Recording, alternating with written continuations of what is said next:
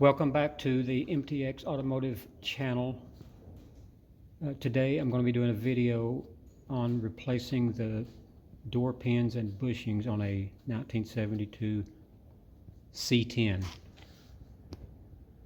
The package actually says that these bushings will fit from a 1951 all the way up to a 1981. Or 55, yeah, 1955 through 1981. So what we'll be doing today is, as I said, a 1972. So it comes, this was for a whole set. In other words, the upper and lower hinges on both sides. And I've already done 3 of them, and I wanted to do this last one, make a video on it. To show you how I do it, and because these have never, I don't think they've ever been changed, so they're rusted in really bad. And these are the 2 bushings that come with the kit, and they go on this section of the hinge, and they kind of face each other. You press them down in to that part of it. The pin, of course, goes like this. The one that comes with the kit is long, but that's not an issue at all. After I get done pressing it in, I just cut it off and then put a bevel on the end of the pin after the fact. So I tried various ways to get these out, and the best way that I found, I tried with a press. The press, I've got a 20-ton press, and it didn't budge it. I put pressure on it and walked off and left it overnight, and it still hadn't moved. The other thing that probably would work, I know it would work if you used enough of it, and that is heat. But I did not want to use heat on this because I didn't want to risk deforming the metal or weakening the metal. So I found a way that has worked on the last 3 that I've done, and basically what it is, you can see part of the bushing is still in this end of it. This one is completely gone, but what I found is there is just enough room if you have a angle grinder with a thin cutoff wheel. See how thin that is? It's extremely thin, but it is just enough to get in there in that groove.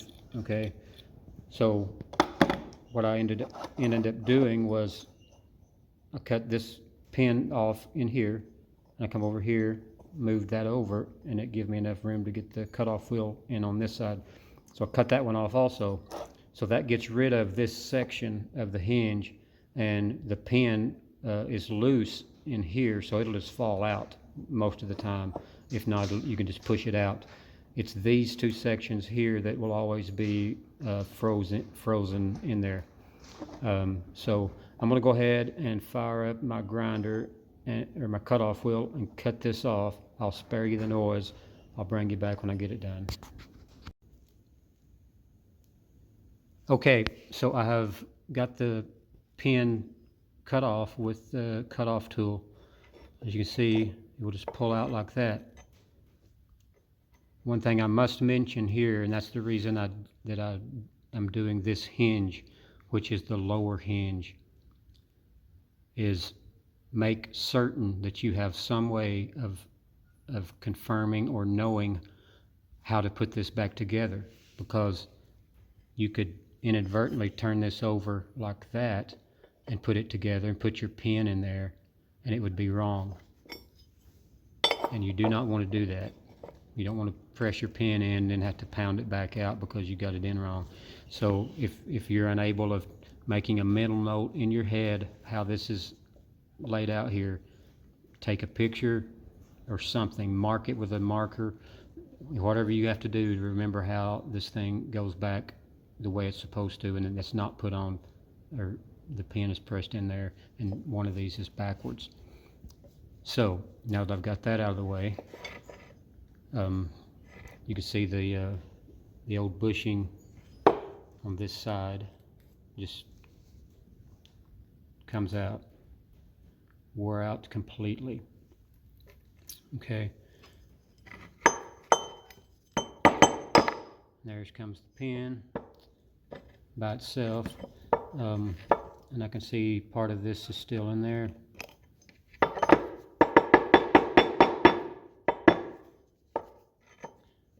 I'll press that. I'll dig that out with my pick in a second.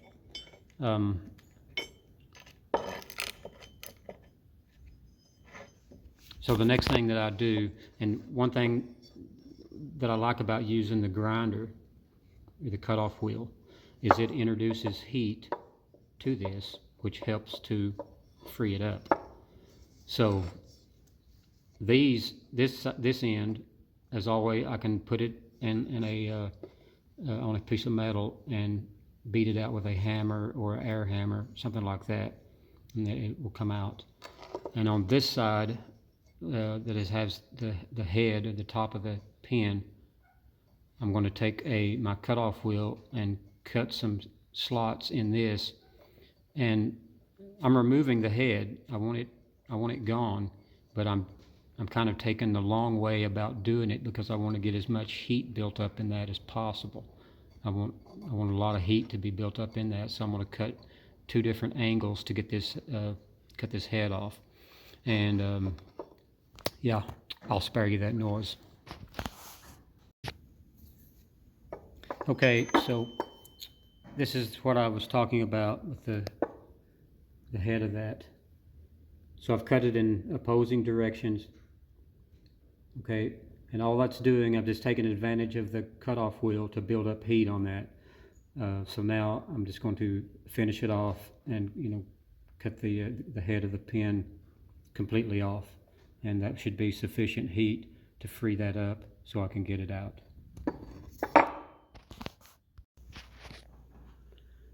Okay, so I have moved and come up to my metal work table.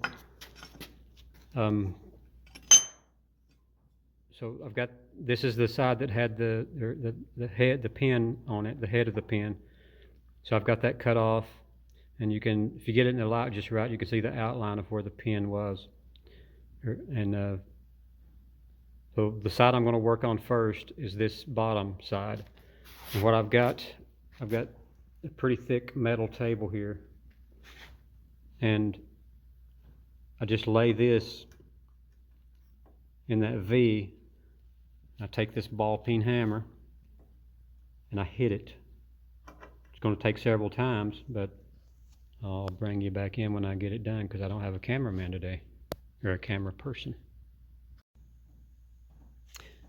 And I got it out, hit it about 4 or 5 times with the hammer, and it started, I could see it was moving, and so then I grabbed my center punch and hit it one time and it fell out on the floor. So that's the first one. So second one is a little bit different to get out, and the way I do it, and there's many ways to do this, I'm sure. This is a long bolt. It's probably 5 inches long. It will just fit through this hole to the other pin. And you may ask why I don't drive it out from this end. The reason is the pin has splines on it. You do not want to try to drive them splines out that way. You got to push the pin back out the way that it came in. So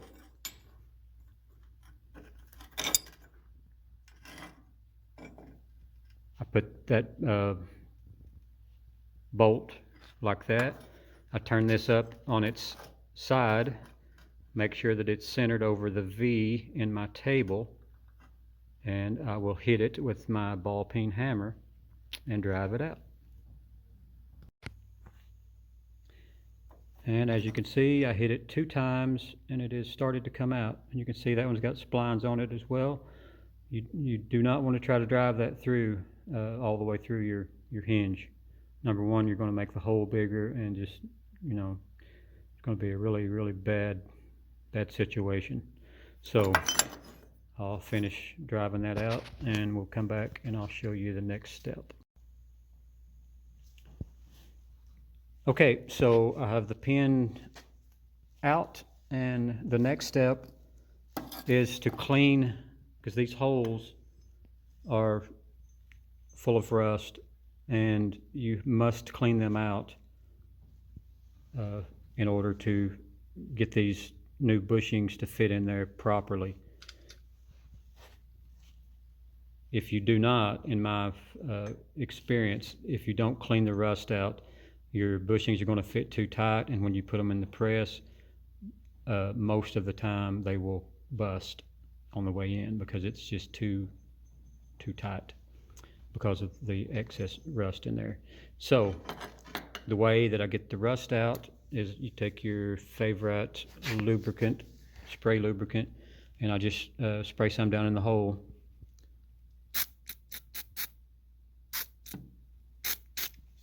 Okay. Then on my cordless drill, I have a round spiral brush. These are normally used for cleaning out the bores on valve bodies of the transmissions, automatic transmissions. Today it's going to be used to clean out the hole in this door hinge. So I just put it down in there, turn the drill on, and just run it up and down. Clean the rust out. You do that about 5 or 6 times and should be good to go. Okay, so I have the hole cleaned out with my spiral brush, and I have the bushings started in there. That's the way you know that you have it cleaned out properly, is when you can start them about this much and they stay with your fingers. Okay, so the next thing that I do, I come over to this, I call it a gear press. I don't know what the proper name for it is. You don't have to have one of these. You could use if I didn't have one of these presses, or I would probably use what I call a soft blow hammer, or a hammer with a copper head on it, and you might lay it on a wooden surface and tap it in very gently that way.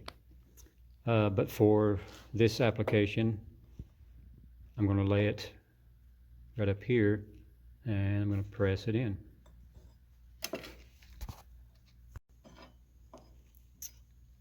Okay, that went very good. You can see they seated up nice and they're not busted.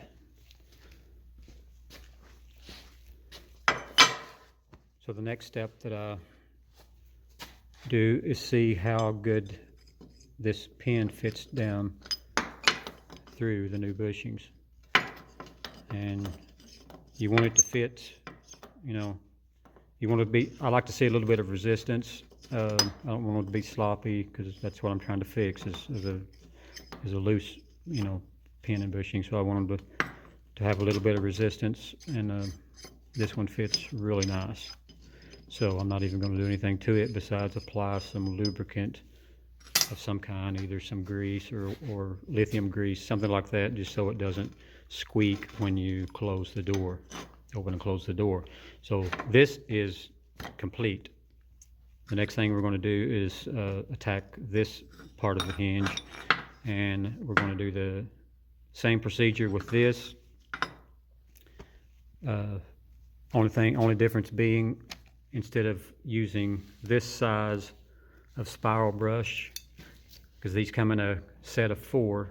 I'm using this size, which is the next size smaller, and I'll spray some lubricant in these 2 holes, and then I will just put that in there and ream the hole out 5 or 6 times, and should be good to go. I'll bring you back in. Okay, this is kind of what that process looks like.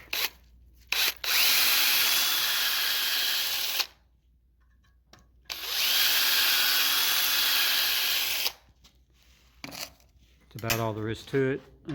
This should fit.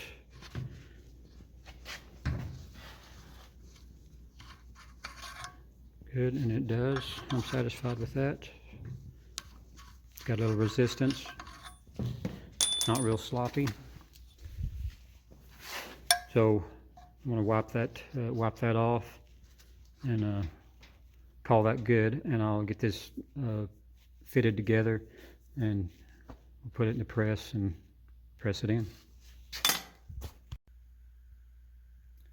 Okay, I've got the pin inserted into the hinge, and I have it positioned in the vise, or not the vise, the press. So we're going to just go ahead and push it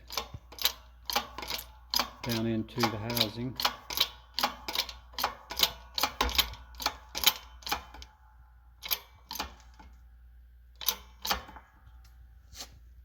There you go. Just put it in there till it tightens up, and there you have it.